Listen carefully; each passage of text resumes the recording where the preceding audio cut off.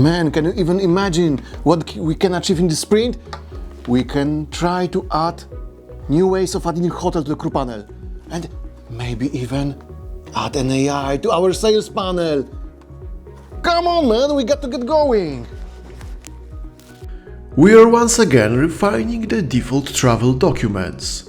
The ability to choose different travel document for each country, which was previously available only for PAX, now it's extended to the crew.